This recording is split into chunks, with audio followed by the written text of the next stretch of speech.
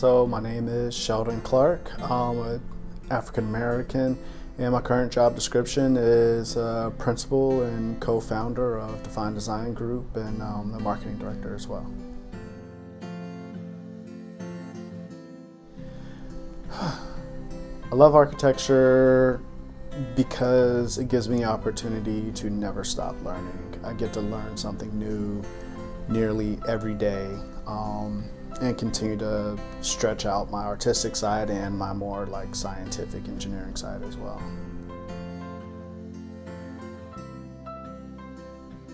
So I think my first intro to architecture and the building environment in general was through my father. My father and my grandfather, they had side jobs in addition to their professional jobs, and they maintained a contractor's license, a GC license. And they started a project when I was in kindergarten that stretched on for years and years longer than it should have, but they wanted to build a detached 3-bay, 2-story garage at our house. And so I grew up from kindergarten through elementary school with these blueprints and watching the building go up. And so that was my earliest sketches of buildings and of house, and the first architectural problem that I struggled with trying to figure out is what is going on with this roof for this house or for this garage.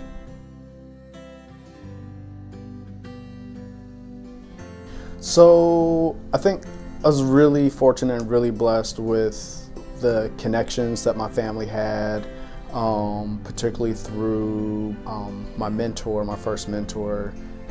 She was able to help me actually land my first internship, as well as the connection to get me into the door for my first full-time job once I graduated from school.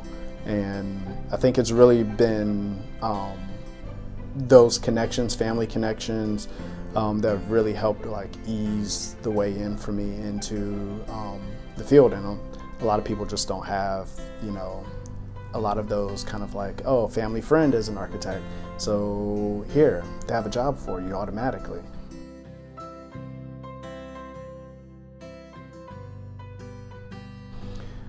I think one of the things that's been interesting to me is because I went to a HBCU, a historically black college and university, that was in a very diverse atmosphere when it comes to architecture school, where we had people from all over the world that were in our school, and it blended to maybe just over 50% African American, versus going to some other colleges and visiting other colleges and speaking with my friends, that have gone to other schools, of where they may have been the only black person, or they may have been one of 2 Latinos, and it's just not a very diverse environment.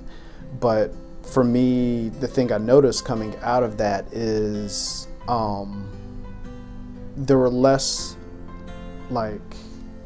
race distractions going through school in that environment, and bringing those into a marketplace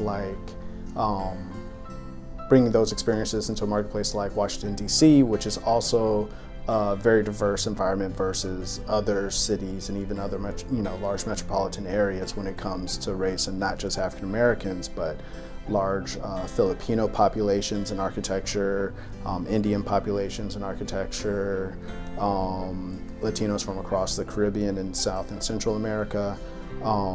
So I think it's a unique experience coming up in the industry here, but it's also bringing the viewpoint of my past experiences into design, and seeing other minority architects be able to pull from those experiences, particularly in institutional work when you're dealing with places of public accommodation, of where you're thinking about how people of your background would use the space versus just what the default assumption is of how people use the space.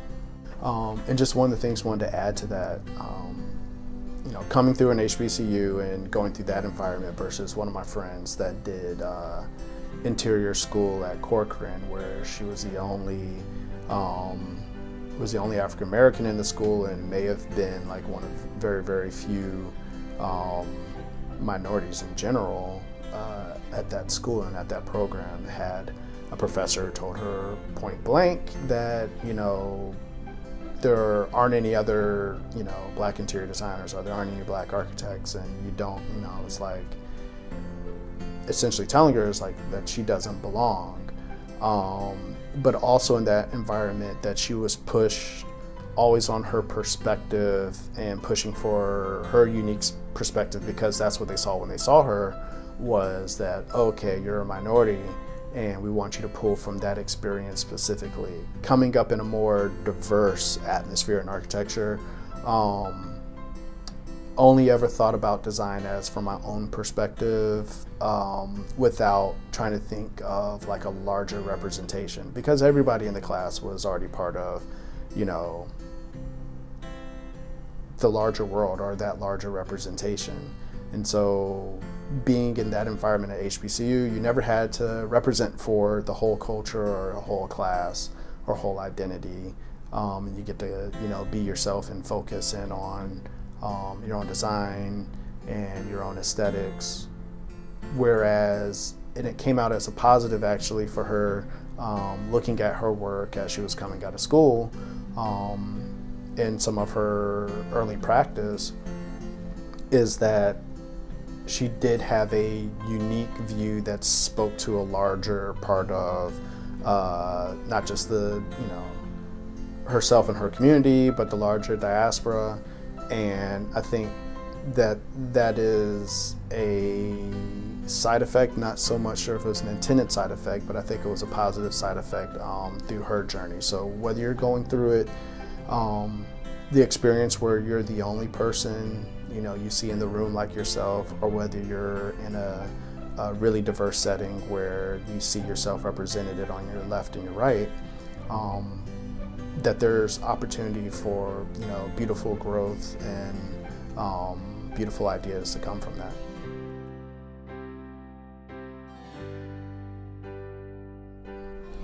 I think it's off that same point of having different viewpoints and having different perspectives and bringing all those different things to the table.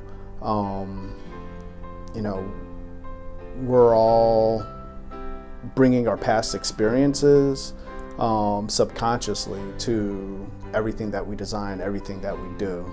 And that you want to have that diversity of experiences in order to develop projects that are, actually useful to people as well as intriguing to people, so that you don't have the monotonous, same design and aesthetic repeated over and over again.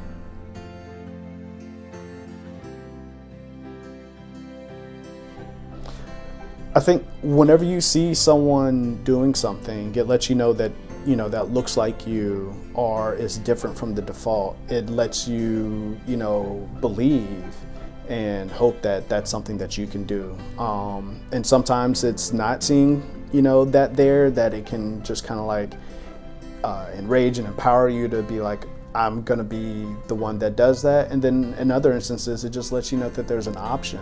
I think in a lot of communities, particularly in the African American community, they don't have the, people don't have the exposure to architects. That people build buildings and that they're contractors, but the idea that there's a professional behind it all that's actually directing the design in the process, I think a lot of people don't have exposure to those, to those professions, and even knowing that it's an option. And if you see that there's an option out there, then that's what, you can start to dream towards that. Most kids, that they're policemen and they're firemen and they're teachers, and, that's kind of, and people playing sports, and that's the default careers that kids think about all the way up until, they're 10 years old. And then if their world continues to expand, then they start to see other options. And, I'd love for architecture to be one of those options that people see and aspire to.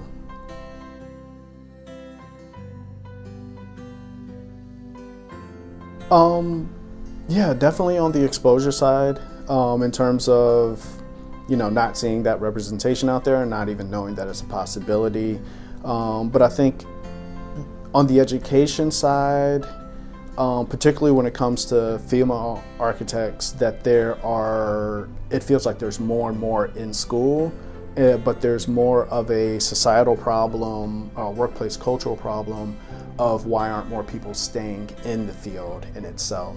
And that there are like hidden strains of the profession, whether it comes to minorities or whether it comes to women specifically, of why people feel like they're being pushed out or actually being pushed out of the workspace or the corporate workspace.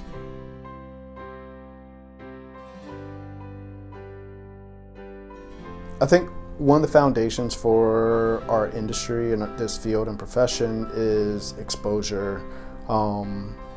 It's really important to get out there and see the world, to see buildings and places, cities, but as well as to see people and how people live in different areas. It's also one of the issues with access with our industry is that previously only those who could afford to travel and to spend a semester in Europe were able to really make it through design school or have exposure in our industry. And now with things like the internet, Google Earth and Google Maps, being able to actually fly around the world and travel around the world, look at different cities in detail from your smartphone or from the classroom or your desktop, is an invaluable tool, and we use it in the profession. You should definitely use it as a student, whether in college or in high school, to look at different places. The architecture changes whenever you get into another area, another region, whether it's climate, whether it's an economy. You could drive 100 miles outside of your city and the vernacular architecture could be different there because of some particular pressure or some particular character of that region. I would say push, push, and push. It's a challenging field and challenging industry, and the education component of it is also particularly challenging. There are going to be obstacles, regardless and separate from, any gender or racial, challenges that come up from people. You're also just going to be faced with the general challenge of going through architecture school or going through the industry. It's going to be tough, and it's not for everybody, but if it's something you love and it's something you think you want to do, it's just to stick with it and persevere. And you're not on anyone else's timetable but your own. Design school, in most cases is 5 years, if not 6 years. And it doesn't matter if you make it through in 7 years or you make it through in 4 years or 5 years. It doesn't matter when you get out of school if you get licensed. If you get licensed in like the tightest time period possible of whether it's like 3.5 to 5 years or whether it takes you 10 or 15 years. Everyone's journey through life and through this profession is unique and it's their own, and just make it yours and enjoy it.